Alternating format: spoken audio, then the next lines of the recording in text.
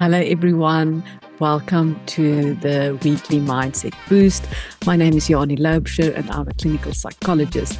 I'm hosting these episodes to give everyone an opportunity to just pause in the middle of their week and become aware of any mindset challenges that are probably running the show for the week. And once we become aware of those mindset challenges, I also provide techniques so that you can address them and just move through the week with greater ease. In our previous episode, I shared a bit on triggers, and triggers are situations or memories or events that really can burst open emotions for us.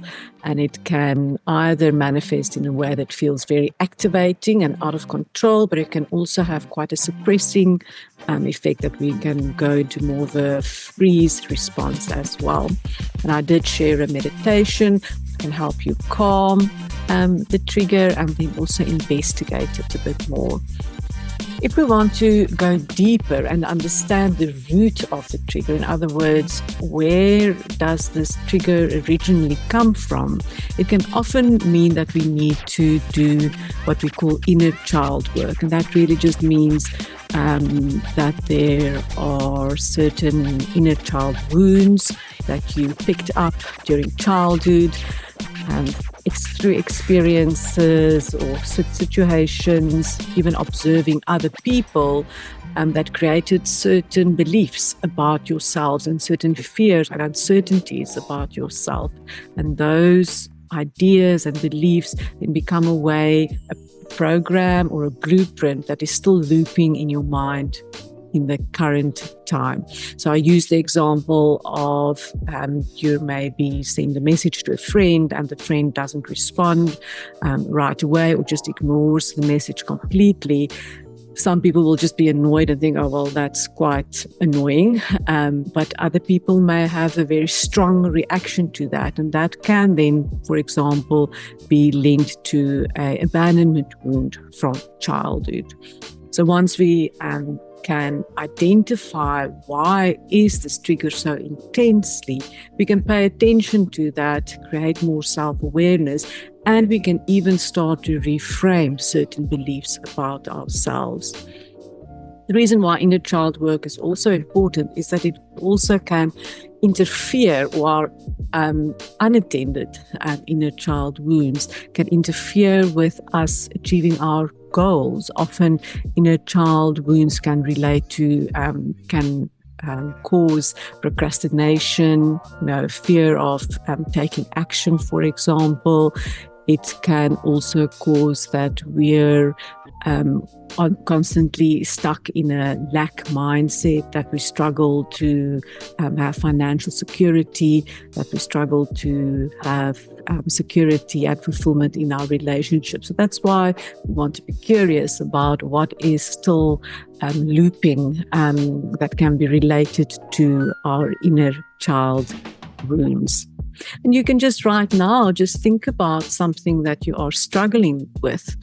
Maybe it is that you find that you often feel short when it comes to money, or maybe you wish that you can move up a bit and experience more financial security, but yet when it comes to the end of the month or the beginning of the month, you are still experiencing a lot of anxiety when it comes to payments, for example. Or maybe there are goals that you want to achieve, but you find yourself procrastinating on them.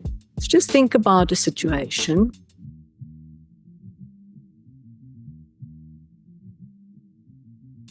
And then the question really is, what did my inner child observe around this theme as a child? Think about finances, for example. How was finances dealt with in your family? What was the feelings also around money? Or if we're thinking about procrastination, maybe there was a huge thing around perfectionism, or that you're not allowed to make mistakes. So there's this fear of taking action because you could make a mistake. maybe there was a lot of chaos or drama around taking action or working towards something. Or maybe there was just huge neglect when it came to pursuing things that were important to you.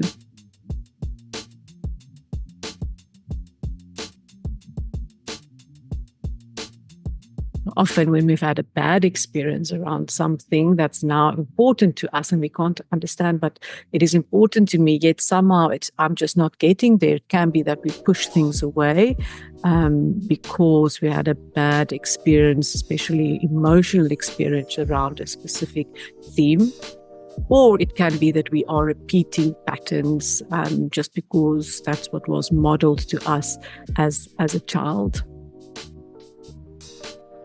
You can also think about the things that come easy to you.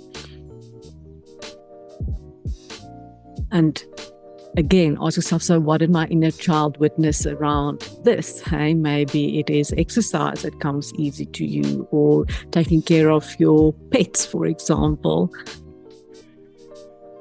And then there's a good chance that somewhere in your childhood you had positive experience around these.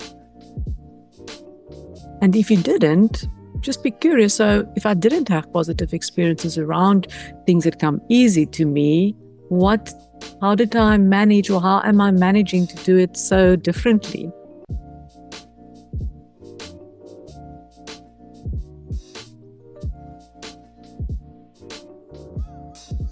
Okay, so this is just a quick intro to how you can be curious about your inner child. I am also going to share an inner child meditation that you can really just on your own sit quietly and really examine the inner child as well. I mean, maybe you wonder, okay, but where do I start? How do I do this work? Start with whatever is presenting currently in your life.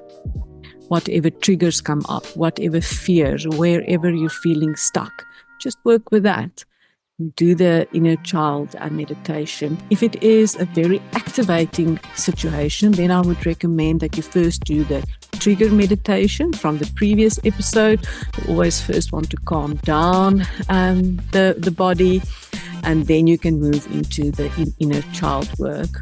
Also, just note that it may be necessary, especially if there's a trauma, that it may be necessary to do this work with the support of a professional like a psychotherapist. Enjoy the rest of your week, and I'll see you next week. Bye-bye.